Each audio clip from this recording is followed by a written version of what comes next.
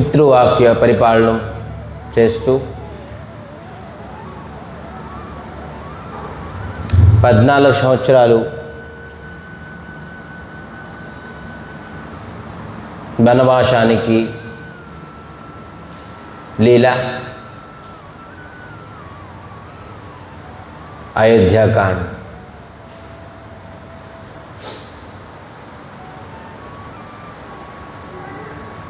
కేవట్ గంగా తీరాన్ని దాటించారు. అతి అద్భుతమైన హాస్యపదం భగవంతుడి ముఖం నుంచి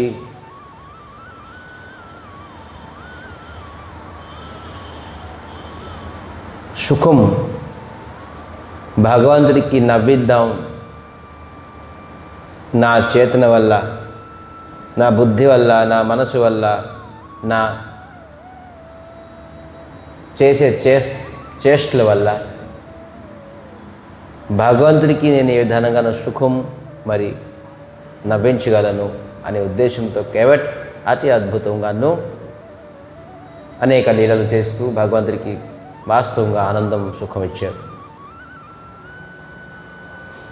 మరి రామచంద్రమూర్తి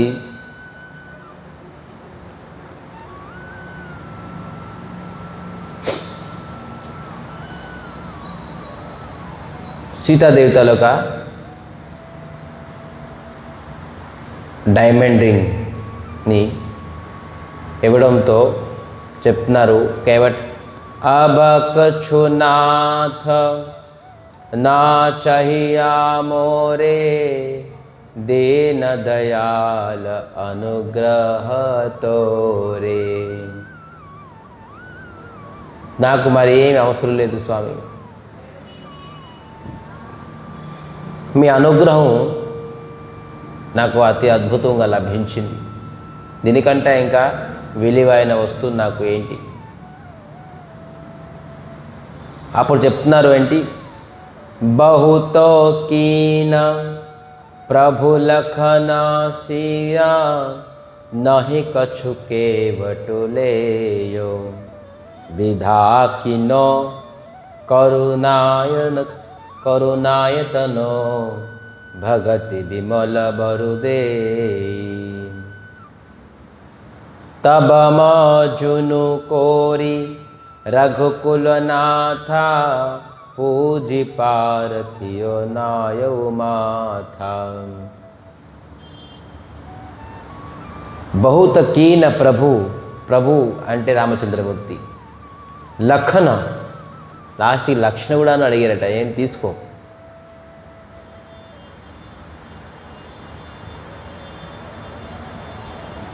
ఎప్పుడైతే పడవ దాటించారో, దాటించిన తర్వాత ముందు ప్రణామం చేయలే రాముడికి. చూడండి ఎక్కడైనా ప్రణామం చేశారని మన లీలలని కేవట్ ఎక్కడ ప్రణామం చేయలే. కాలు కడిగారు అన్నీ చేశారు కానీ ప్రణామం చేయలేదు. ఇప్పుడు అంతిమంగా ప్రణామం చేస్తున్నారు కాలు మీద పడి, ప్రభు క్షమించండి, ఇదే శరణాగతి మీతోని ముందు అయి ఉంటే నేను ఈ ప్రకారంగా హాస్యపదం చేయపోదు. నేను ఈ ప్రకారంగా హాస్యపదను అనుకోండి, మీకు సుఖం ఆనందం చేయడానికి నా చేష్టలతో మీకు కోపం కష్టం వచ్చినా దానికి క్షమించండి అని చివరికి పాదాలు పడి నమస్కరిస్తున్నారు. దానికి ఆనందంగాను లక్ష్యం కూడాను, అరే చూడండి మన బాధ చూసి ఏదో నవ్విద్దామని పాపం కేవట్ ఎంతో కతూహలం చేశారు, నేను అది అర్థం చేసుకోలేకపోయాను, కేవట్ మనసులో ఎంత పెద్ద భావన ఉన్నదని చెప్పేసి అప్పుడు లక్ష్మణుడు అంటున్నారట, ఏమైనా తీసుకో, రింగ్ ఇస్తున్నారు, లక్ష్మణ్ చెప్తున్నారు తీసుకో. మరి ఏమంటున్నారు, సీయ జానకి కూడా చెప్తున్నారట, హే జానకి అన్నారు, హే పుత్ర అంటే పుత్రుడుగా అంగీకరించే, హే పుత్ర ఏదైనా తీసుకో. కానీ ఏమి ఎప్పుడైతే పుత్ర అని చెప్పేసి చెప్పారో సీతాదేవి ఇంకా కేవట్తో ఇంకా కళ్ళు నిండా అశ్రు కళ్ళు నిండా నీళ్ళు వచ్చేస్తుంది అతనికి, ఆనంద భాష్ప అతి సుఖంతో. కానీ చివరికి ఏమి తీసుకోలేదు. లక్ష్మణు సీతాదేవి రాముడు చెప్తున్నారు ఏదైనా ఏదైనా తీసుకుంటే అప్పుడు ఏమడుగుతారంటే పీరతి బారో మోహిజో దేవా సో ప్రసాదు మే సిరధరి లోవా రామ సియ రామ రామ సియ రామ. మీరు తిరిగి వచ్చినప్పుడు నాకేమిస్తారో అప్పుడు నేను అది ప్రసాదం కింద స్వీకరిస్తాను, వరం కింద స్వీకరిస్తాను. అంటే దాని అర్థం ఏంటి అంటే తిరిగి వచ్చినప్పుడు కూడా నా పడవ మీద ఎక్కాలి. భక్తులు మహా చలాకీలు ఏంటి అంటే చెప్తారు ఏంటంటే జయజన కృష్ణ భజే శేకుడ చతుర్. చతురు అంటే ఏంటి? క్లెవే, చలాకీ. ఇప్పుడు విడిచిపెట్టేశారు రామచంద్రమూర్తి. మీరు మళ్ళీ తిరిగి వస్తారు కదా ఇదే దారిలోని, అప్పుడు మీరు నాకు ఏది ఇచ్చినా అది నేను ప్రసాదంగా స్వీకరిస్తాను, వరంగా స్వీకరిస్తాను. ఖచ్చితంగానే మీరు తిరిగి నా పడవలోనే రావాలి సుమా, అదే నాకు మాట, అదే నాకు వరం కావాలి. లక్ష్మణ అంటున్నారు చూడు రామచంద్రమూర్తికి, మీ భక్తులు ఎంత సరళం అంటున్నారు. చూడండి ఎంత పెద్ద ప్లాన్ వేసాడు. తిరిగి వచ్చినప్పుడు కూడాను మళ్ళీ ఏదైనా పడవ మీద ఎక్కాలని చెప్పేసి కండిషన్ పెట్టేశారు. భక్తుడు ఎలాగ భగవంతుడికి విడిచిపెట్టారో భగవంతుడు కూడాను భక్తుడికి అలాగ విడిచిపెట్టారు. భగవంతుడు బంధించేస్తారు తన ఒక నామంతో, భక్తితో. అలాగే భక్తులు కూడాను భగవంతుడికి బంధించేస్తారు భక్తితో, ప్రేమతో. మళ్ళీ తిరిగి రావాలని చెప్పేసి చెప్పారు ఖచ్చితంగాను.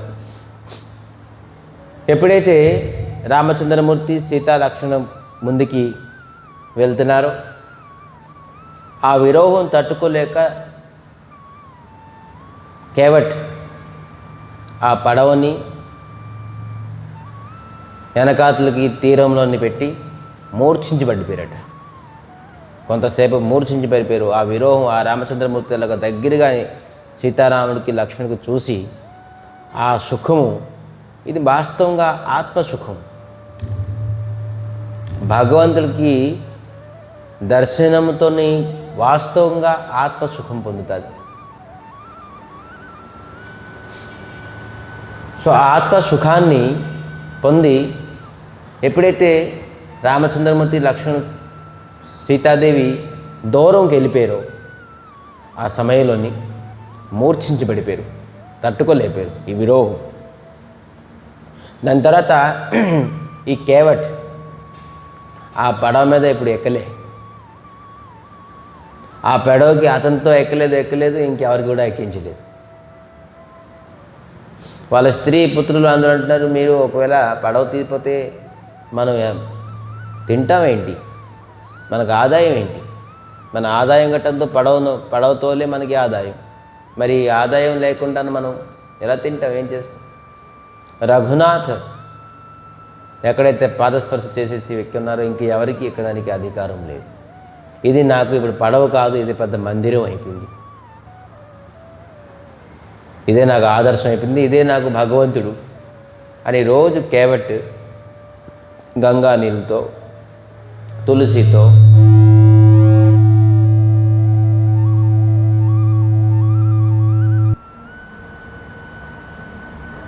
సో తులసి, చందనం, గంగా నీళ్ళతోని ఆ పడవకి నిరంతరంగా ఆరాధన చేసేవారు. మరి కేవట్తో ఏ ప్రకారంగా చదువు సావు లేదు. మీరు 14 సంవత్సరాలు తిరిగి వచ్చినప్పుడు నా పడవకి ఎక్కాలని చెప్పేసి చెప్పున్నారు కాబట్టి ఈ 14 సంవత్సరాలు ఏంటి, సంవత్సరానికి ఎన్ని నెలలు, నెలకి ఎన్ని రోజులు, ఇవన్నీ కూడా తెలియదు. ఎప్పుడు మళ్ళీ రామచంద్రమూర్తి వచ్చేసి వెళ్ళిపోతారో, నేను లేపైన సమయంలోని రామచంద్రమూర్తి ఒకవేళ వచ్చారనుకోండి వెళ్ళిపోతారేమో అని భావనతో నిత్యం నిరంతరంగా నీ 14 సంవత్సరాలు కేవట పడవ దగ్గరే ఉండాలి.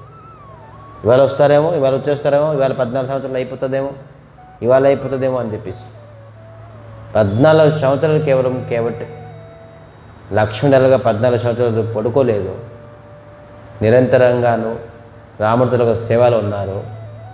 సో ఈ కేవట్ని ఈ 14 సంవత్సరాలు రామ ధ్యానంలోనే ఉన్నారు. ఎలాగ రామ సేవలోని లక్ష్మణులు ఉన్నారు. నిద్ర ఆహారం అన్నీ విడిచిపెట్టేసి ఈ కేవట్ కూడా కేవలం రామ ధ్యానంలోని 14 సంవత్సరాలు ఆ పడవ దగ్గరే మొత్తం అంతా ఉన్నారు. ఎప్పుడైతే రామచంద్రమూర్తి లంకాని జయించారో భరత్ ఒక మాట ఇచ్చారట. భరత వెళ్ళి కలుస్తారుగా. ఇప్పుడు భరత ఇంకా రాలేదు. భరత వెళ్ళి కలుస్తారు. భరత చెప్పారు 14 సంవత్సరాలు అప్పుడే చూసేశారు. ఇన్ని రోజులు ఇన్ని నెలలని ఈ సంవత్సరానికి 14 సంవత్సరాలు అవుతుంది. 14 సంవత్సరాల వరకు నేను అయోధ్యలోని మీ రాజ్యాన్ని ఒక దాసుడుగా సేవిస్తాను, కానీ రాజ్యాన్ని అనుభరించను, రాజ్యం వేలను, రక్షిస్తాను ఒక దాసుడుగా. మరి 14 సంవత్సరాలకి ఒక్క క్షణం కూడా లేట్ అయిందంటే ఇంకా మీరు నా శరీరానికి చూడలేరు. రాముడికి అనుకోవచ్చు, రాముడికి లంక బాగా నచ్చింది అనుకోండి, లేదంటే వనం బాగా నచ్చింది, ఇంకొక 6 నెలలు ఇంకో 6 సంవత్సరాలు ఉండిపోతారు. అతనికి ఉండిపోవచ్చు, ఎందుకంటే అతని ఆత్మారాం. కానీ భరతుడు అలా కాదు. రాముడికి దర్శనం లేకుండానే ఉండలేరు. ఎంతో కష్టంతో 14 సంవత్సరాలు గడపడమే చాలా కష్టం. అందుకే 14 సంవత్సరాలతో మీరు ఒక్క గడువు కూడా మీరు లేటుగా వచ్చారనుకోండి, మీరు నాకు శరీరంతో చూడలేరు అనే ఒక కండిషన్ పెట్టేశారు భరత్. అందుకే ఎప్పుడైతే 14 సంవత్సరాలు విజయదశమి రోజు రావణాసుడికి సంహరించారో వెంటనే రామ లక్ష్మణ సీత అందరూ పుష్పక విమానంతో ఎగిరి వెళ్ళిపోతున్నారు. అక్కడ లక్ష్మణుడు అనర్థం చేసుకుంటారేమో అని, అనర్థం చేసుకుంటారు అని, ఆత్మహత్య చేసుకుంటారు, ప్రాణత్యాగం చేస్తారని చెప్పేసి ఈ బాణరులు అందరి తర్వాత వచ్చారు. మీరు తర్వాత రండి, మేము ముందు పుష్పక వాహనం వెళ్ళిపోతాం, లక్ష్మణుడు అనర్థం చేసుకుంటారు భరత్ అని వెళ్తున్నారు. కేవట్ చూసేసారు, అరే ఇది నా ప్రభువులాగా ఉంది, నాకు మాట ఇచ్చారు ఈ పడవలు ఏం చేద్దాం అని చెప్పేసి ఇప్పుడు చక్క పుష్పక వాహనం. అప్పుడు ఏమి లేనప్పుడు నేను కావాలి, ఇప్పుడు అయోధ్య వచ్చేసిందని చెప్పేసి పుష్పక వాహనంతో వెళ్ళిపోతున్నారు భగవంతుడు. హే రామ్ అని పిలుస్తున్నారు కేవట్. స్వామి అక్కడ ల్యాండ్ అయ్యారు చూడండి.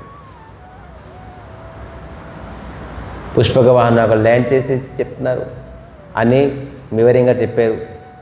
భరత్ అక్కడ అనర్థం చేసుకుంటారు, అందుకే నేను త్వరగా వెళ్ళాలి. ఈ విధానంగాను ఆ కేవట్ని, వాళ్ళ భార్యని, వాళ్ళ పిల్లల్ని కూడాను ఆ పుష్పక వాహనంలోని ఎక్కించి వీళ్ళు కూడా అయోధ్య తీసుకెళ్ళారట. చూడండి, 14 సంవత్సరాల తపస్య, 14 సంవత్సరాల సేవ, 14 సంవత్సరాల్లో మానసిక స్మరణము, అతనితో పాటు వాళ్ళ భార్య పిల్లలకు కూడా అవసరం వచ్చేసింది. ఈరోజు రామచంద్రమూర్తితో సహా పుష్పక వాహనం అతనితో పడవలో కూర్చోబెట్టారు. అతని పడవలోని దానికి ప్రతిపదనంగా ఏమిచ్చారు? రామచంద్రమూర్తి తన పుష్పక వాహనంలోని తీసుకుని వెళ్ళారు అయోధ్యకి.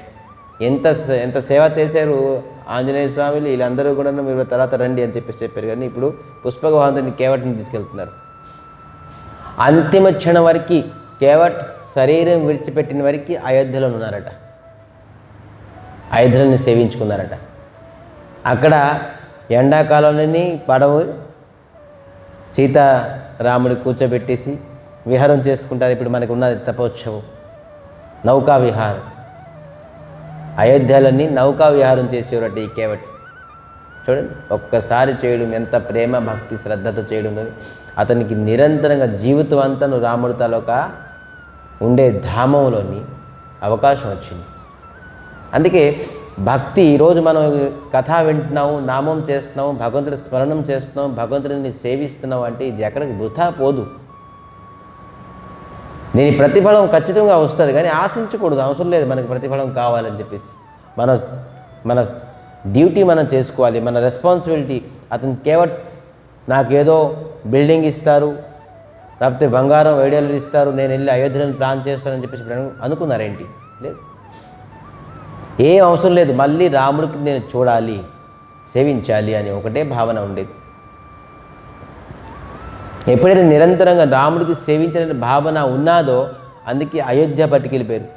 నిరంతరంగా తన దగ్గరే తను ఉంచుకొని సేవ తీసుకున్నారు రామచంద్రమూర్తి. రామచంద్రమూర్తి ఎంత భక్త వత్సలుడు, అతి అద్భుతంగా కేవట్ ఈ విధానంగా చూడండి. ఈ కేవట్ జాతిని కూడాను ఉద్ధరించాడు. సనాతన గుడి గోపురాలను చూడండి, ఈ కేవట్ జాతిలే నీళ్ళు సేవ చేస్తారు. ఎక్కడ వంట అనుకోండి, ఎక్కడ కడగడం తొడగడం, మొత్తం భగవంతుడు స్నానం చేయాలంటే వాళ్ళకి పూరిలో కూడాను చూస్తారు, పెద్ద హైట్గా ఉండి నల్లగా ఉండేసి కొండలతో పాటు వెండి కొండలు బంగారం కొండలతో నీళ్ళు తోడి వీళ్ళ జాతి. వీళ్ళతో వంటగదిలోని ప్రవేశం లేదు, కానీ వీళ్ళ నీళ్ళు పవిత్రం. వీళ్ళకి ప్రవేశం లేదు, కానీ వీళ్ళు నీళ్ళు పవిత్రం. ఎందుకంటే రాముడికి సేవించారు కాబట్టి. అయితే వంటగదికి ప్రవేశం లేకుండా నీళ్ళు ఎలాగెళ్తుంది అంటే ఒక గొట్టం చేసేసారు కిచెన్కి వెళ్ళడానికి. అది నేరుగా వెళ్ళి కిచెన్ తాలూకా అది ఇంట్లోనే పడుతుంది. మనం ఎలాగ ట్యాప్ వదిలితే బాల్టీలో పడుతుందో అలాగా వంట బాత్రూంలోనే పడుతుంది. ఆ కేవట్ వెళ్ళి వేస్తారు, ఆ బిందెలో నీళ్ళి అది తిన్నగా వెళ్ళి ఆలోనే పడుతుంది. అలా సిస్టమ్ పెట్టున్నారు పూరి ధామంలో. వీళ్ళే నీళ్ళు సేవ అంతాను. వీళ్ళు నీళ్ళు చాలా పవిత్రం. ఎందుకంటే చూడండి, కేవట్ తాలూకా భార్యని, పిల్లల్ని, ఆ ఊరుని, పితృపురుషుల్ని, వాళ్ళ జాతిని కూడా ఉద్ధరించేశారు రామచంద్రమూర్తి. అందుకే హరిభక్తి, శ్రీమన్నారాయణుడు శ్రీకృష్ణ పరమాత్మ తాలూకా భక్తి ఎవరు చేస్తారో వాళ్ళు తరించడమే కాదు, వాళ్ళ కుటుంబం పితృపురుషులు కూడా తరిస్తారు. ఇదే విష్ణు భక్తి మరి ఇతర భక్తికి తేడా. విష్ణు భక్తి అతను తరిస్తారు, అతనితో పాటు వాళ్ళు పితృపురుషుల్ని తరిస్తారు, వాళ్ళ తల్లిదండ్రులని, భార్య పిల్లల్ని అందరినీ తరించే శక్తి కేవలం విష్ణు భక్తి, శ్రీమన్నారాయణ భక్తిలోనే ఉన్నారు, శ్రీకృష్ణ భక్తిలోనే ఉన్నారు. ఇంకా ఇతర భక్తిలోనే లేదు. కేవలం వాళ్ళే ఎంత పూజ చేసుకుంటారో వాళ్ళకే ఫలిస్తారు, వాళ్ళే తరించుతారు. వాళ్ళు కూడా తరించడం అంటే ఏంటి? ధనము, ఐశ్వర్యము, భోగ విలాసం తప్ప ఇంకా ఏమి రాదు ఇతర భక్తిలోని. మోక్షం అక్కడే వస్తుంది, రాదు. మోక్షం కేవలం కృష్ణ భక్తి, శ్రీమన్నారాయణ భక్తిలోని తప్ప ఇంకా వేరవరు రాదు. ఈ ప్రకారంగాను చాలా అద్భుతంగాను కేవట్ని ఉద్ధరించారు. రామ లక్ష్మణ్ సీత ముందుకు వెళ్తున్నారు. ఈ విధానంగాను వెళ్తూ రామచంద్రమూర్తి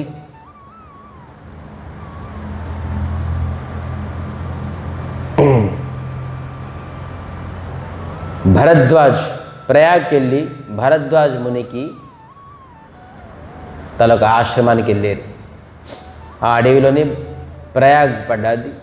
ప్రయాగ్ అంటే ఏంటి? గంగా యమున సరస్వతి తాలూకా సంగమమైన స్థానం, అతి పవిత్రమైనది. అక్కడ భరద్వాజ ముని ఉన్నారు. మనం ముందే తెలుసుకున్న భరద్వాజ ముని ఫస్ట్ కథా ఆహ్వానం పలికేవారు అందరికీ, సాధువులకి, మహాత్ములకి. మళ్ళీ ఎవరికి తొన్ని మళ్ళీ విన్నారు. యాగవలక్ యాజ్ఞవల్క తాలూకు ఋషి తనొక ముఖంలించి కథ విన్నారు.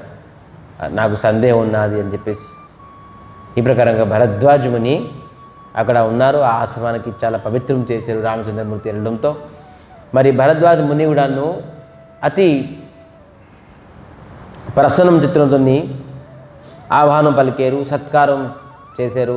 ధన్యుణ్ణి, ఈరోజు మీరు మా ఆశ్రమానికి వచ్చినందుకు స్వామి ఎంతో, ఈరోజు నా తపస్య, నా సాధన, నా భక్తి, నా నామము, నా యజ్ఞము అన్నీ సఫలమైపోయింది.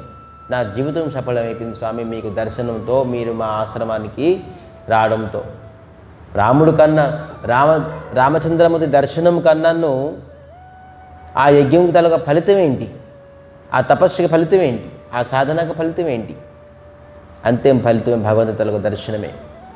సో భరద్వాజుని స్వామివారి దర్శనం చేసుకొని చాలా ఆనందం పొందారు. మరి భరద్వాజ మునికి అడుగుతున్నారు, నేను ఇప్పుడు ఎక్కడికి వెళ్ళాలి? రామచంద్రమూర్తి అడుగుతున్నారు. రామచంద్రమూర్తి భరద్వాజ మునికి అడుగుతున్నారు, నేను ఎక్కడికి వెళ్ళాలి అని. ఈ లీలలో కూడా మనం తెలుసుకోవాల్సింది ఏంటి? ఈ లీలలని ఎందుకు రామచంద్రమూర్తి భరద్వాజ మునికి అడిగారు? రామచంద్రమూర్తికి తెలియదు, త్రికాలదర్శి. అతను ఎక్కడ ఉండాలి, ఎక్కడికి వెళ్ళాలి, ఏం చేయాలని తెలియదా రామచంద్రమూర్తికి?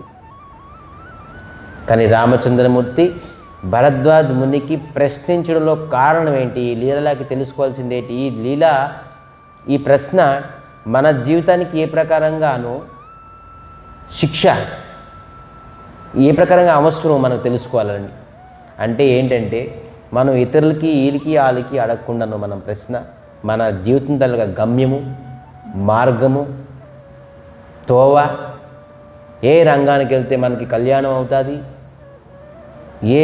ఎవరు మనకి మార్గదర్శి చూపిస్తారు మన జీవితానికి, మనకు శ్రేయోభిలాషి ఎవరు అని మనం బోల్డ్ మందిని అనుకుంటున్నామే, ఎవరు మనకు కాదు. సాధువులు, మహాత్ములు, మహర్షులు, వైష్ణవులు, గురువు, వీళ్ళే మన జీవితం తలకు మార్గదర్శి. వీళ్ళు చెప్పే రీతిలో, వీళ్ళు చెప్పే దారిలో మనం ఒకవేళ మన జీవితాన్ని ప్రయాణం చేస్తే ఖచ్చితంగా వారు ఫలితాన్ని లభిస్తారు. ఫలితం కాదు, జీవితం సార్థకత అవుతుంది. ఎవరైతే వాళ్ళ జీవితం గమ్యాన్ని ఒక పాపాత్ముడిని, కలియుగులని, ఒక డ్రింకర్ని, ఒక స్మోకర్ని, ఒక నాన్ వెజ్ తినే వ్యక్తికి, అధర్మం చేసే వ్యక్తికి కేవలం ధనం సంపాదిస్తే చాలు అతని క్వాలిఫికేషన్ అని అనుకుంటున్నాం మనం. అతని దగ్గర బోల్డ్ ఐశ్వర్యం ఉన్నది, బోల్డ్ వ్యాపారం ఉన్నది, బోల్డ్ స్టేటస్ ఉన్నది, నేమ్ అండ్ ఫేమ్ ఉన్నది అని వెళ్ళి మనం మార్గం అడుగుతున్నాం, నేను ఏం చెయ్యాలి అని. అతను మనకి ఎలాగ మార్గం చూపిస్తారు?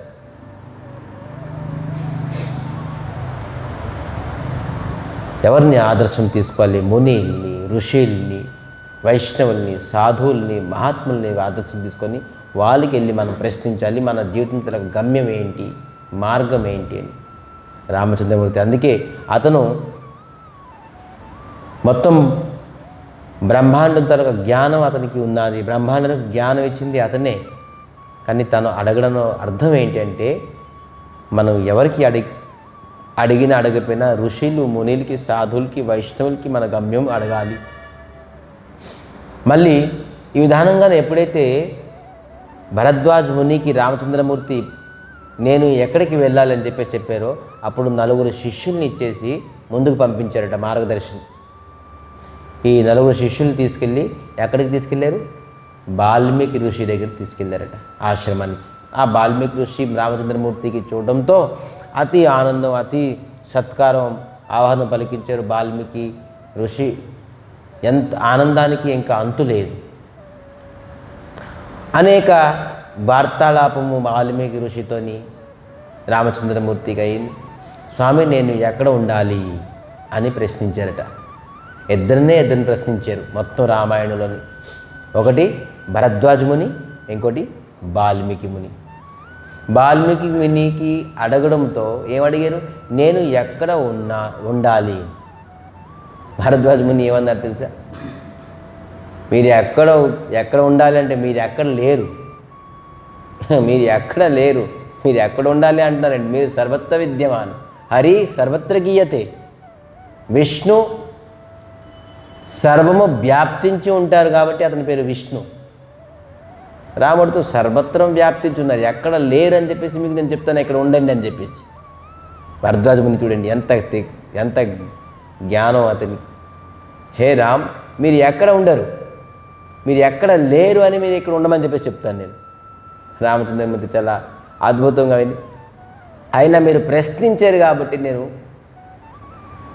చెప్పడం నా ధర్మము అని చెప్పేసి బోల్డు దగ్గర చెప్పారు, బోల్డ్ చోట్లు చెప్పారట. ఏంటి చెప్పారంటే, ఎవరిదైతే భగవంతుడు తలొక కథా శ్రవణం, తనొక సముద్రం రూపమైన కర్ణం చెవుకి సముద్రంగా పోల్చారు, కంపేర్ చేశారు. మరి కథకి నదీ రూపంలో తీసుకెళ్ళారు. అన్ని నదులు వెళ్ళి సముద్రాన్ని ఎలా కలుస్తుందో, ఎంత కథ కూడాను కర్ణరూపమైన సముద్రం అంటే దాని అర్థం ఏంటి? శ్రవణ సముద్రం. శ్రవణ సముద్రం అంటే చెవు. ఎవరైతే మీ కథా శ్రవణము అతి భక్తి శ్రద్ధలతో వింటారో అటువంటి హృదయంలోని మీరు ఉండండి అని అన్నారు. ఎక్కడ ఉంటాను అడిగిరుగా. ఎవరు కర్ణ సముద్రము, కథా సముద్రము, ఎవరైతే నిరంతరంగానూ భగవత్ కథ భక్తి శ్రద్ధలతో వింటారో వాళ్ళ హృదయంలో వెళ్ళి మీరు ఉండండి అని చెప్పేసి చెప్పారు. రెండోది, ఎవరైతే మీకు నివేదించి వాళ్ళ ఇంట్లో వండి పవిత్రంగాను మీకు నివేదించి ఆ నివేదన వస్తువు ఎవరైతే స్వీకరిస్తారో అటువంటి హృదయంలో మీరు ఉండండి అని చెప్పేసి చెప్పారు. ఎవరైతే మీరు మీ తాలూకా నామము నిష్ఠతో జపం చేస్తారో, స్మరిస్తారో, కీర్తిస్తారో అటువంటి హృదయంలో ఉండండి అని చెప్పేసి చెప్పారు. ఎవరైతే వేద ప్రకారంగా, శాస్త్ర ప్రకారంగా తన తనకు జీవితాన్ని గడుపుతారో అటువంటి వ్యక్తి హృదయంలో మీరు ఉండండి అని చెప్పేసి చెప్పారట. మరి ఎవరైతే మీకు తప్ప మీకు ఇంకేం అడగరో, చూడండి ఎంత పెద్ద మంచి, భగవంతుడికి పూజించి, భగవంతుడికి దర్శించి, భగవంతుడు తప్ప భగవంతుడి నుంచి ఇంకేం ఆశించరు. స్వామి నువ్వే నాకు కావాలి, ఇంకా ఈ జగత్తులో నాకు ఇంకేం అవసరం లేదు అని ఎవరైతే అనే వ్యక్తి హృదయంలోని మీరు ఉండండి అని అలాగా 14 చోట్లు చెప్పారట.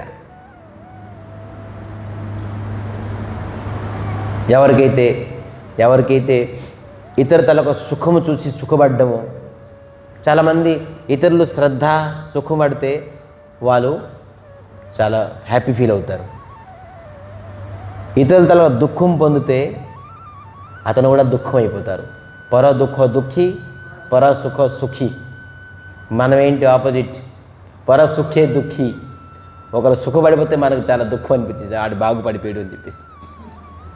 వాడు పాడైపోయాడు అనుకోండి, మంచిదైంది పాడైపోయాడు అని చెప్పేసి మన ఉల్టా, మన అంతా రివర్స్. కానీ రాముడు ఎక్కడ ఉంటారు? ఇతరులు అయితే దుఃఖపడతారో మనకు వాళ్ళ దుఃఖం చూసి మనకు దుఃఖం రావాలి, వాళ్ళ సుఖం చూసేసి మనకు సుఖం వచ్చేయాలి. చాలా మంచి పని అయింది, చాలా బాగుపడ్డాడు, అటువంటి హృదయాలను మీరు ఉండండి అని ఇలాగ అనేక 14 చోట్లు ఋషి వాల్మీకి చెప్పారట. చెప్పి లాస్ట్కి మీరు చిత్రకూట్ అని స్థానం ఉన్నది, అతి అద్భుతమైన స్థానం, అతి మహిమమైన పవిత్రమైన స్థానం చిత్రకూట్. ఆ చిత్రకూట్లో వెళ్ళి మీరు నివాసించండి అని చెప్పారట వాల్మీకి చెప్పడంతో ఎన్ని సంవత్సరాలు వనవాసం చేశారు రామచంద్రమూర్తి? 14 సంవత్సరాలు. కానీ చిత్రకూటంలో కేవలం 13 సంవత్సరాలు చిత్రకూటంలో ఉన్నారు. వనవాసం, సంపూర్ణమైన వనవాసంలోని చిత్రకూటలోని 13 సంవత్సరాలు ఉన్నారు. కేవలం 1 సంవత్సరమే ఈ ఈ ప్రకారంగా లీలాలన్నీ ఇంకా వేరే చోట్లకి వెళ్ళడం. కానీ స్థిరంగాను 13 సంవత్సరాలు చిత్రకూటలోనే ఉన్నారు. ఈ విధానంగా చిత్రకూటలో ఉంటూ అవతల పక్క మనం ఇప్పుడు వెళ్దాం. ఎక్కడ? ఎప్పుడైతే గంగా తీరం దాటారో సుమంత ఎవరు? మహామంత్రి రథం పట్టుకొని వచ్చారు. రామ్ లక్ష్మణ్ సీతగానే వెళ్ళిపోయారు, కానీ సుమంత్ అక్కడ ఉండిపోయి ఇంకా ముందుకు వెళ్ళడానికి అతనికి వాళ్ళ గుర్రాలు కూడా ముందుకు వెళ్ళకుండే ఒకట. రాముడి విరోహంతో గుర్రాలకి ఎంత చెప్తున్నాడు సుమంత్, పదండి వెళ్దాం, అయోధ్యకి వెళ్దాం, రాముడు వెళ్ళిపోయిన రోజంటే గుర్రాలు అసలు ఒక ఇంచు కూడా కదలుకున్నారట. గుర్రాలు కూడా ప్రేమ అయిపోయింది రాముడి పైన. ఏ రోజు నుంచి రాముడైతే విడిచిపెట్టి గంగాని తీరు నుంచి ఆవతలకి వెళ్ళిపోయారో అప్పటి నుంచి గుర్రం కూడా నువ్వు గడ్డి కాదు, మేత కాదు, నీళ్ళు కాదు, ఏమీ విడిచిపెట్టేశారట. ధన్య గుర్రాలు కూడాను భగవంతుడితో ఒక ప్రేమ అయిపోయింది. మనం మనిషి జీవితం పుట్టి కూడాను మనం భగవంతుడి పైన ఎప్పుడు ప్రేమ, స్నేహం, అతని పైన ఆసక్తి ఎప్పుడు కూడా. మనకంటే గుర్రమే చాలా మంచిది. గుర్రం జీవితమే ఇంకా అద్భుతం. ఎందుకంటే గుర్రంగా ఉండి కూడాను భగవంతుడి పైన ఆసక్తి కలిగింది. కానీ మనం మనిషిగా ఉండి కూడా మనం భగవంతుడి పైన ఆసక్తి ఎప్పుడు కలగకుంటుంది. మరి మనిషికి అన్ని ప్రకారంగా జ్ఞానం, విజ్ఞానం, శాస్త్ర అన్నీ ఇచ్చున్నారు భగవంతుడు. గుర్రాలకు ఆ ప్రకారంగా బుద్ధి కూడా ఇవ్వలేదు. కానీ రామచంద్రమూర్తులకు ఆ రూపం చూసేసి గుర్రాలు కూడాను ఆసక్తి అయిపోయారు. వాళ్ళు ఒక్క ఇంచు కూడాను కదలుకుంటున్నారు. అప్పుడు గుహు వచ్చి చెప్పారు, వెళ్ళండి, దశరథ మహారాజు ఎదురు చూస్తుంటారు మీకు సంభాషణ అంటే వార్త చెప్పాలని చెప్పేసి అప్పుడు మళ్ళీ సుమంత అయోధ్యకి వెళ్ళారు. కానీ పొద్దున్న వెళ్తే అందరూ రౌండప్ చేసేస్తారు, నాకు ప్రశ్నిస్తారు, నేను వాళ్ళకి జవాబు చెప్పలేను, వాళ్ళ ముఖం నేను చూడలేను, నేను మహామంత్రిగా ఉండడుగాను, ప్రజలు నాకు ప్రశ్నిస్తే సూటిమూటి ప్రశ్నలు ఇస్తే నేను జవాబు చెప్పలేను, వాళ్ళ ముఖం తలకు దుఃఖం చూడలేను నేను. అందుకే దొంగచాటుగా రాత్రి వెళ్ళారట. రాత్రి వెళ్తే కానీ ఎందుకంటే ప్రజల తలక దుఃఖాన్ని నేను చూడలేను మహామంత్రి కానీ. ఎప్పుడైతే సుమంత్ వచ్చారు అని చెప్పేసి దశరథ మహారాజుకి తెలిసిందో అప్పటికి 6 రోజులు అయిపోయింది. 6వ రోజుకి రిటర్న్ వచ్చారు. దశరథ మహారాజ్ సుమంత్ అట రామచంద్రమూర్తికి ఎప్పుడైతే గంగా తీరాన్ని విడిచిపెట్టారో రాముడికి పిలిచి పర్సనల్గా చెప్పారట. ఏం చెప్పారు రాముడికి? హేర్ రామచంద్రమూర్తి, నాకు దశరథ మహారాజ్ సీక్రెట్గా ఒకటి చెప్పారు, మీకు చెప్దామని. నేను ఏం చెప్పారు నాన్నగారు? చెప్పారు, శాస్త్రంలోనే ఈ విధంగా రాసున్నది, అకాలం సమయంలోని ఒకవేళ 14 సంవత్సరాలు ఉంటే దానికి 14 నెలగా కూడా తీసుకోవచ్చు మనం. అకాల సమయంలోని 14 సమయంలోని కూడా మనం అంటే విపద సమయం శాస్త్రం ఈ విధంగా రాసి ఉన్నది.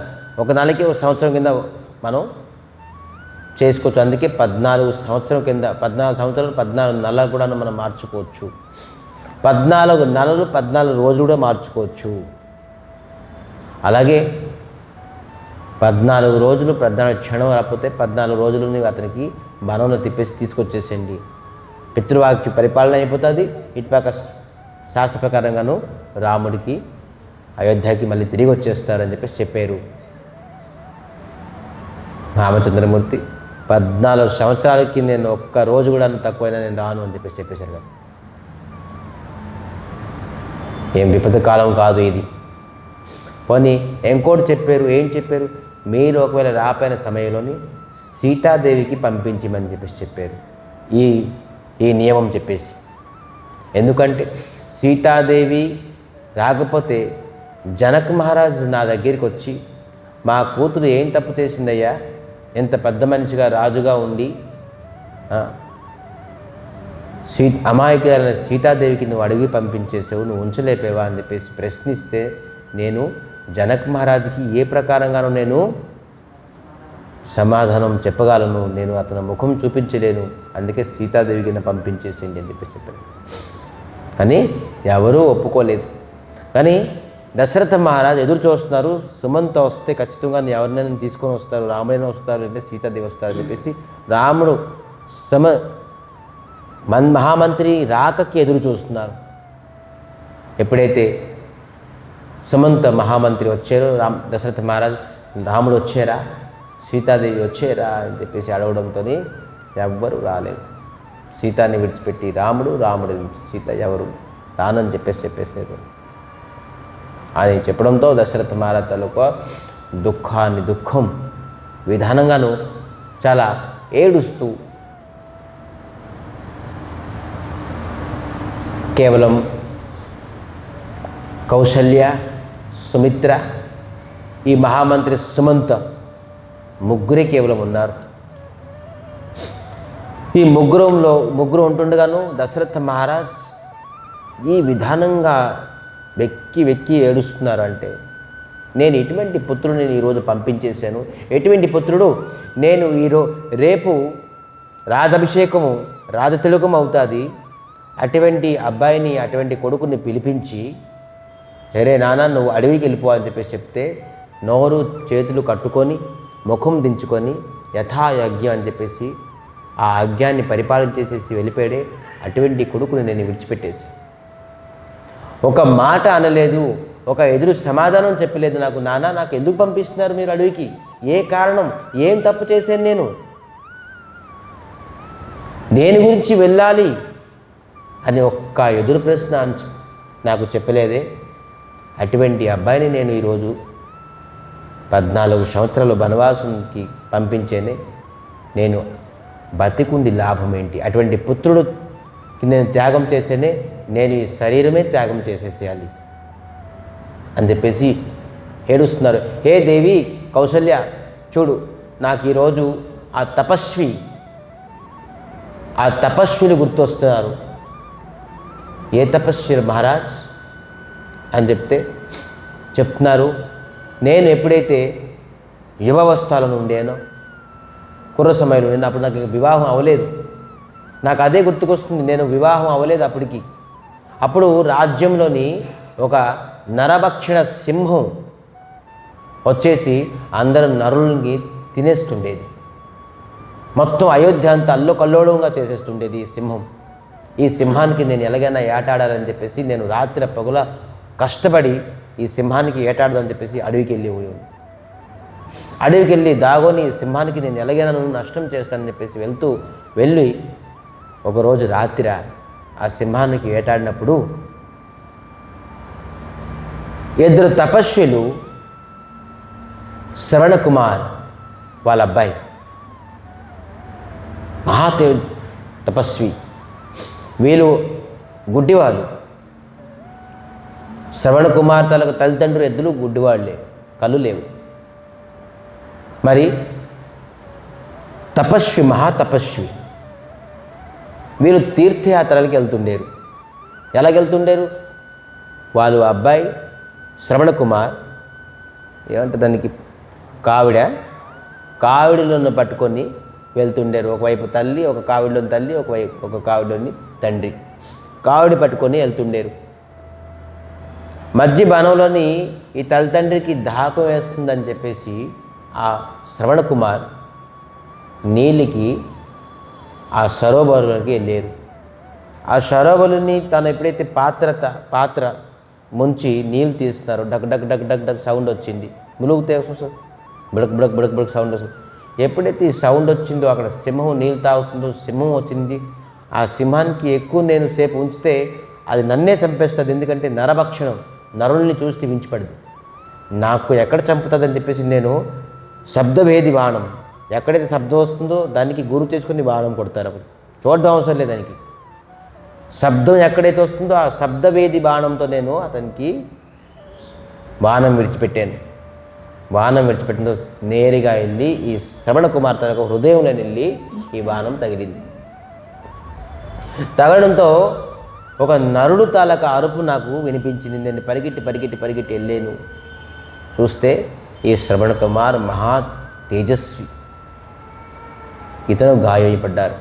నేను అనుకున్నాను ఈ నరభక్షణ సింహం అనుకున్నాను, కానీ ఈ నరుడు చూసేసి నేను ఎంతో వ్యాకులైపోయాను. నేను వెళ్ళి ఆ బాణాన్ని లాగుతున్నాను. ఆ బాణం లాగడంతో ఆ శ్రవణ కుమార్ అంటున్నారు, హే రాజా చెప్తున్నారు, నేను దశరథ మహారాజ్, నేను చంపడానికి ఈ బాణం వేయలేదు. నేను నరభక్షణ సింహాన్ని చంపడానికి ఈ బాణం వేశాను, శబ్దవేది బాణం. అది మీకు తెలియక తగిలిసింది.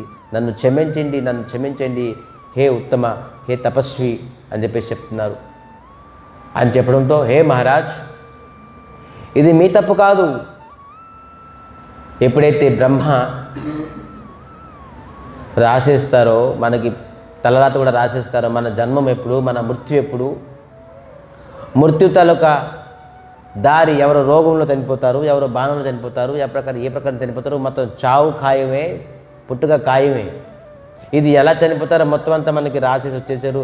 నిమిత్తం రోగం అవ్వచ్చు, శోకం అవ్వచ్చు, యాక్సిడెంట్ అవ్వచ్చు, లేకపోతే ఇంకేమైనా అవ్వచ్చు, చావు ఖచ్చితంగా అవుతుంది. నాకు చావు రాసినది కాబట్టి మీ బాణం వచ్చింది, నాకు తగిలింది అంతే. కానీ మీరు మాధ్యం కాదు, ఇది నాకు తెలుసు. శాస్త్రము, మునిలు, ఋషులు తాలూకా వాక్యం నుంచి నాకు ఈ ప్రకారం జ్ఞానం ఉన్నది హే రాజ్. కానీ నాదొక చివరి కోరిక అని శ్రవణ కుమార్ చెప్పారట. తప్పకుండా తీర్చుతాను బాబు, చెప్పు. ఇంత పెద్ద శాస్త్రజ్ఞుని, ఇంత పెద్ద తపస్వి, నీ చావుకి కారణం నేను కాదని చెప్పావు, కానీ నేనే కారణం. కానీ నీ చివరి కోరిక నేను ఖచ్చితంగా తీర్చుతాను అని చెప్పారట. మా తల్లిదండ్రులు గుడ్డివాళ్ళు, తీర్థయాత్రలకు తీసుకెళ్తున్నాను, కానీ మధ్యలో నేను దాహం వేయడంతో నేను వచ్చాను, నీళ్ళు తీసుకెళ్దామని చెప్పేసి. పాపం మా తల్లిదండ్రులు దాహం వేస్తుంది, వాళ్ళకి కొద్దిగా నీళ్ళు పెట్టండి చాలు అని చెప్పారు. ఖచ్చితంగా అని చెప్పేసి ఈ దశరథ మహారాజ్ నీళ్ళు పట్టుకొని వెళ్ళారట ఆ తపస్వి, తేజస్వి ఇద్దరి దగ్గరికి. ఎప్పుడైతే వెళ్ళారో మాటలు కూడా ఆడలేదు, కేవలం నీరు ఉంచారట అక్కడ. చెప్పేస్తే ఆ తపస్వి గుడ్డి వాళ్ళిద్దరూ తెలుసుకున్నారు, ఎవరు అని ప్రశ్నిస్తున్నారు.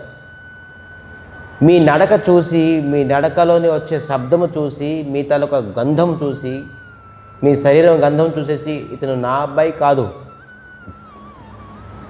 సో మా అబ్బాయి కాదు, మా అబ్బాయికి తప్ప మీరు ఎవరు వచ్చారు, ఏంటి, దేనికి వచ్చారు అని చెప్పేసి అడుగుతున్నారు. నేను అంతా వివరంగా చెప్తాను, మీరు ముందు నీళ్ళు తాగండి అని.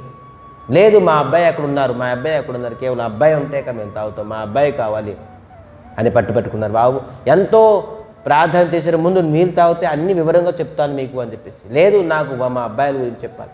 మీ అబ్బాయి మరణించారు, నేను ఉండలేక నేను సత్యం చెప్పాను, ఆ తపస్సుల దగ్గరికి నేను ఇప్పుడు అబద్ధం చెప్పలేపాను, మరణించారు.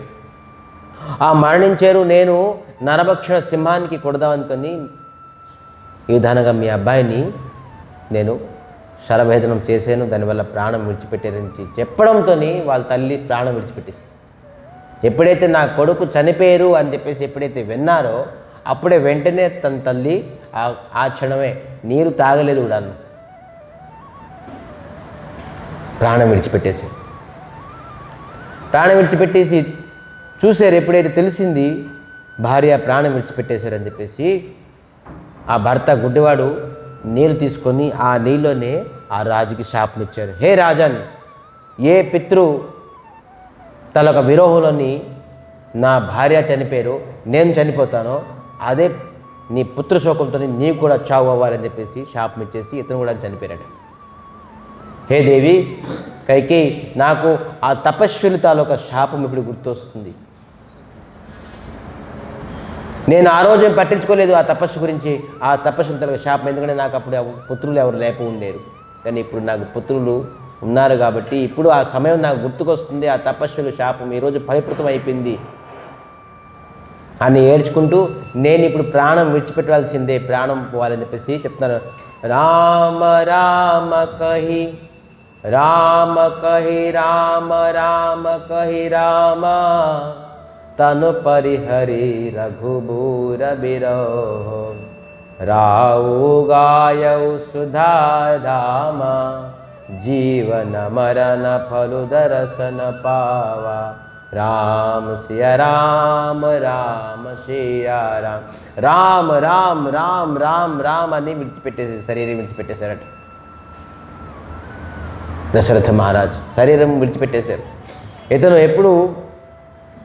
ఎప్పుడు దశరథ మహారాజ్ మను శతరూపాగా ఉన్నప్పుడు కూడాను వరం అడిగారుగా, నా చావు ఎలాగుండాలి, పుత్ర విరహంలోని నేను శరీరం విడిచిపెట్టాలని కోరిక ఉండేది.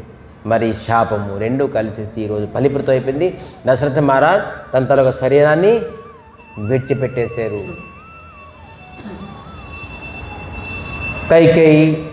కౌసల్య సుమిత్ర ఎంతో దుఃఖంతో మరి సుమంత్ మహామంత్రి తెలుసుకొని మొత్తం అంతాను గురుగారికి వెళ్ళి చెప్పారు, ఇలాగా అనర్థం అయిపోయింది, దశరథ మహారాజ్ శరీరాన్ని విడిచిపెట్టేశారు అని చెప్పేసి. వశిష్ఠుడు వచ్చి ఆ శరీరానికి ఒక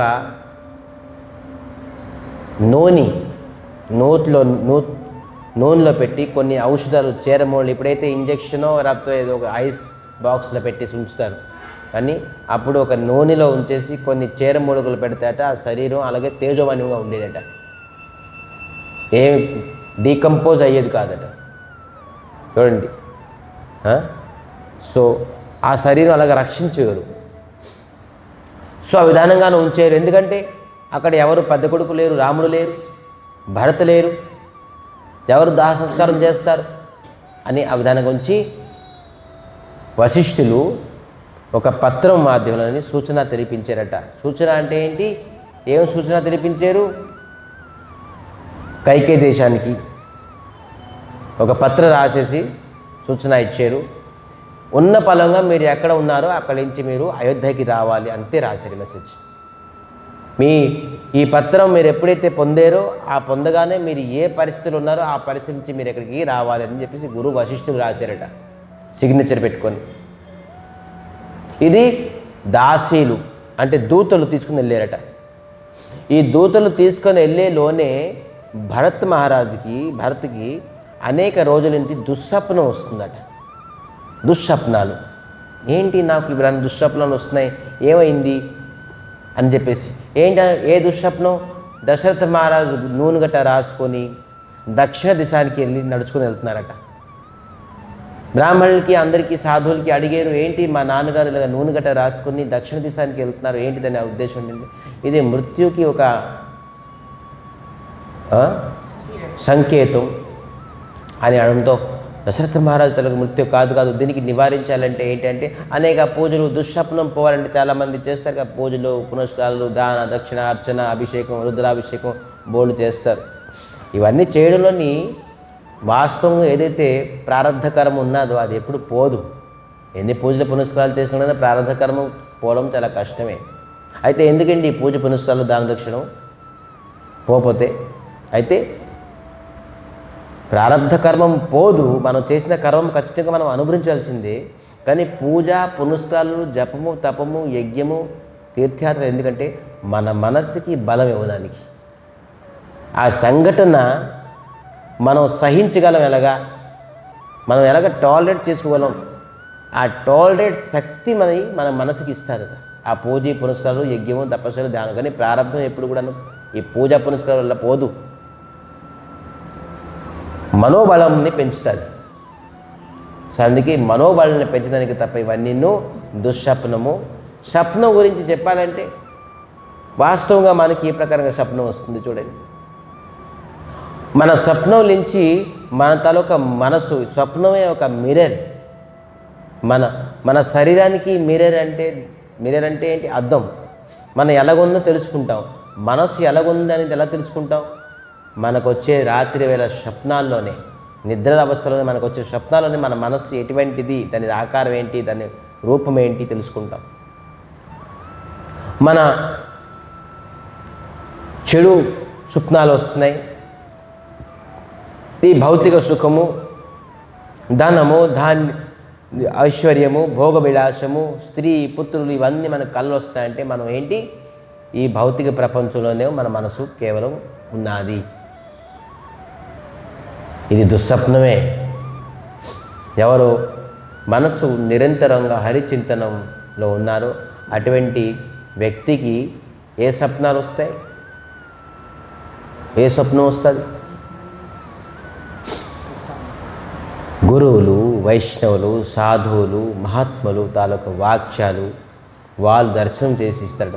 ముందు భగవంతుడి దర్శనం ఎవరికైతే ముందు భగవంతుడి దర్శనం అయిపోతుందంటే అది కేవలం అబద్ధమే, కపటమైన స్వప్నం అది. కానీ ఎవరైతే గురువు, వైష్ణవులు, సాధువులు, మహాత్ములు తనొక స్వప్నం అయిన తర్వాత ఎప్పుడైనా రాధాకృష్ణులు, భగవంతుడు, విష్ణుమూర్తి తనకు స్వప్నం వస్తుంది. కానీ డైరెక్ట్గా ఎప్పుడు రాదు ఎవరికి. అది ఊహ. ఒకవేళ వచ్చినా కూడా కేవలం ఊహ, నాకు వాళ్ళకి వచ్చారు భగవంతుడి దర్శనం ఇచ్చారు అని చెప్పేసి లేదు. ముందు గురువులు, సాధువులు, మహాత్ములు తనకు స్వప్నం వస్తుంది. ఇది ఇండికేషన్. అంటే మన మనస్సు మంచిగా ఉన్నది, మన మనసు ఆధ్యాత్మికంగా ఉన్నది.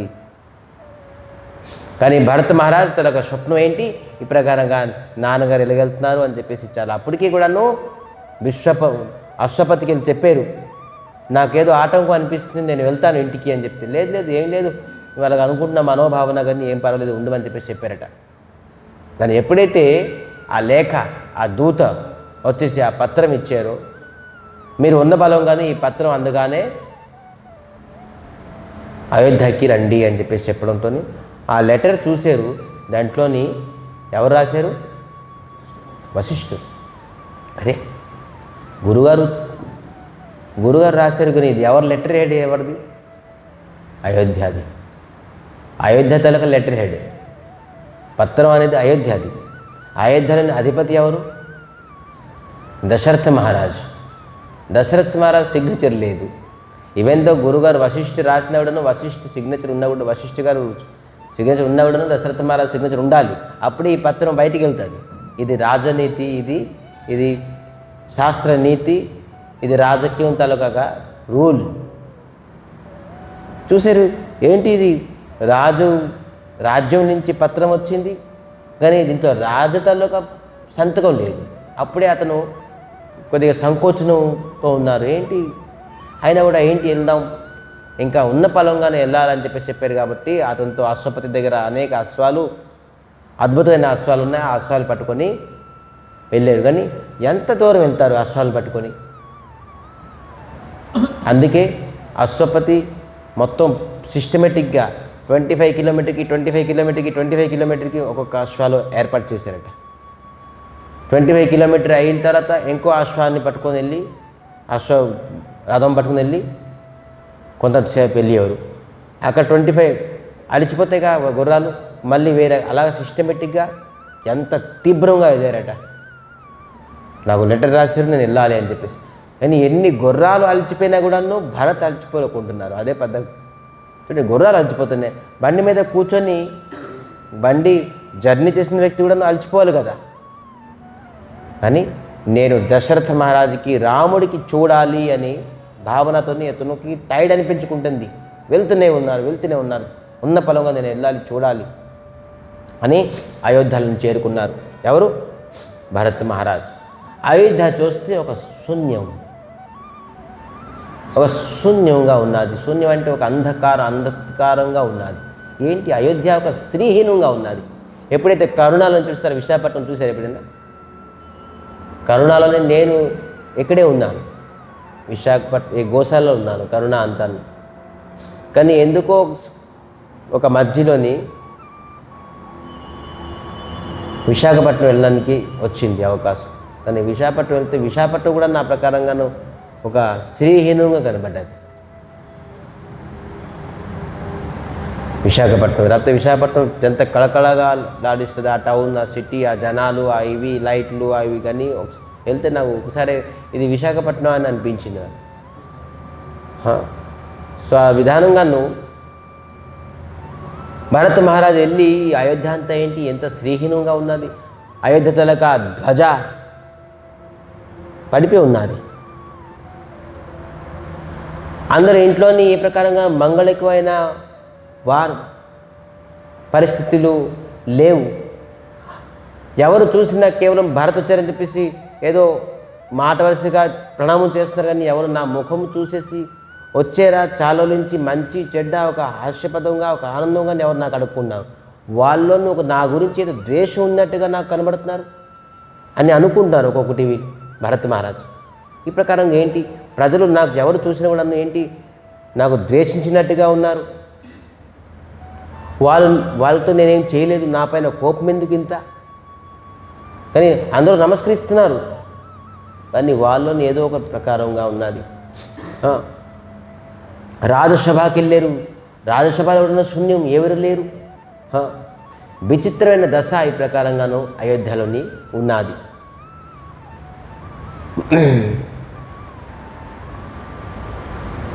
దాసులు వీరు కూడా అలంకారహీనంగా ఉన్నారు.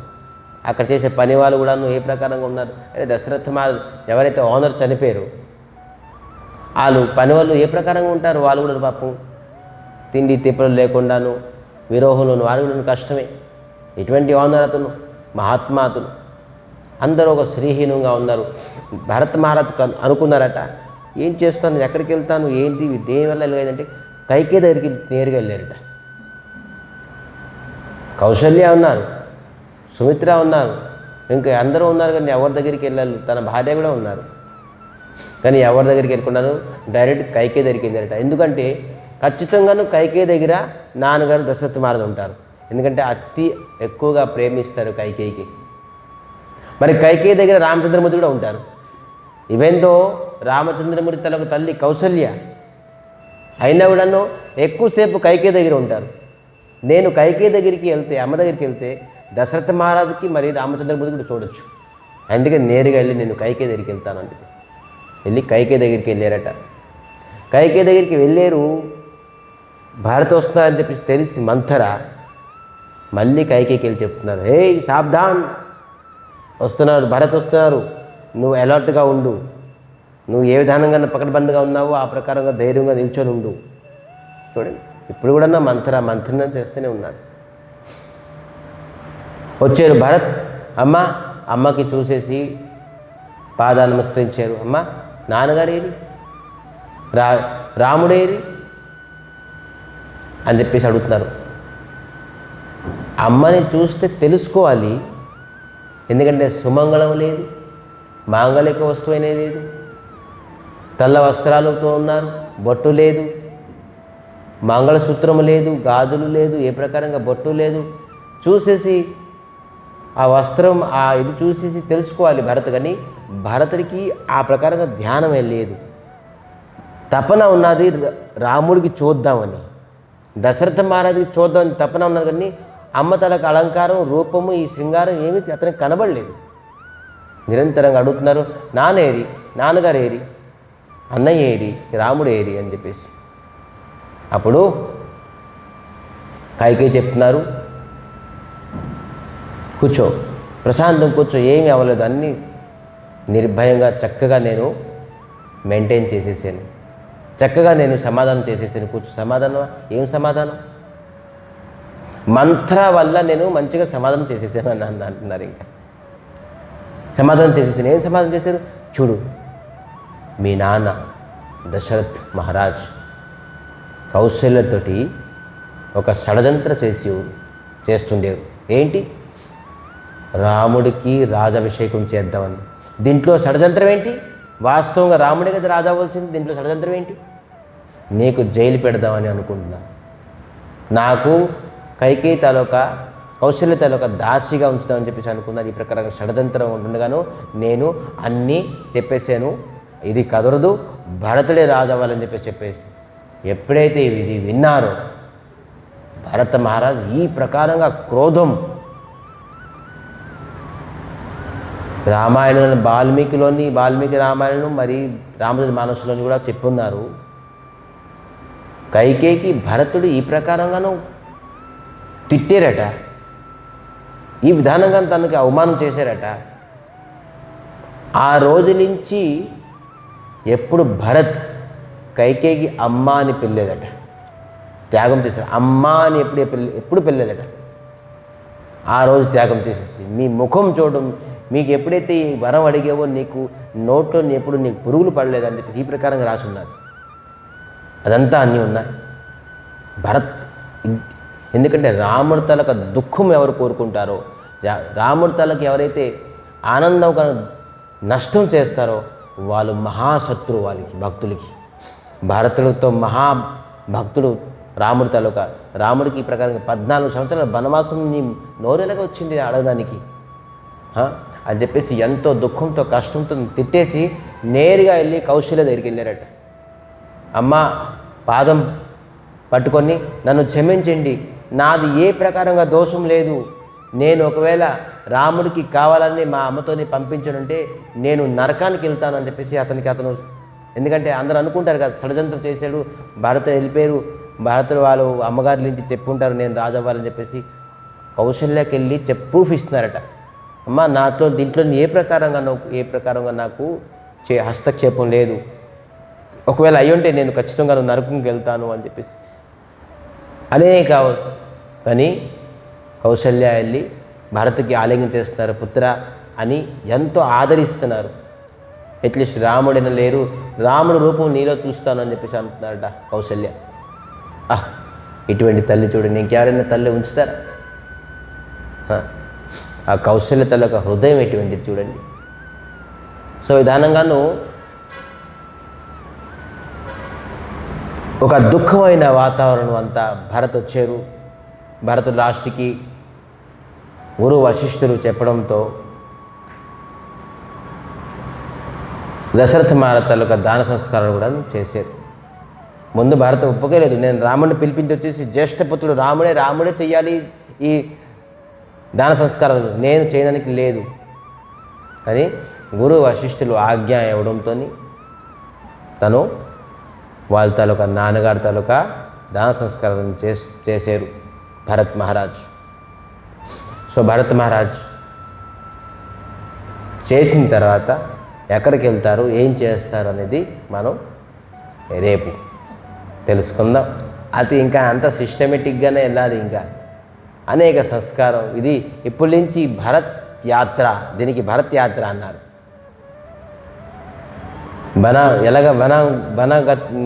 వెళ్ళారు, వనవాసం వెళ్ళారు 14 సంవత్సరాలు, ఇది భరత్ యాత్ర అని చెప్పేసి చెప్పారు. భరత్ యాత్ర చాలా ఇంపార్టెంట్. ఒక భక్తుడి భరత్ యాత్ర ఎక్కడ చేస్తున్నారు భరత్ యాత్ర? రాముడికి దర్శించుకుందాం, రాముడిని పొందుదాం, రాముడిని తీసుకొద్దామని భరత్ యాత్ర అంటే భక్తుల తాలూకా ఉద్దేశం కూడా ఏంటి?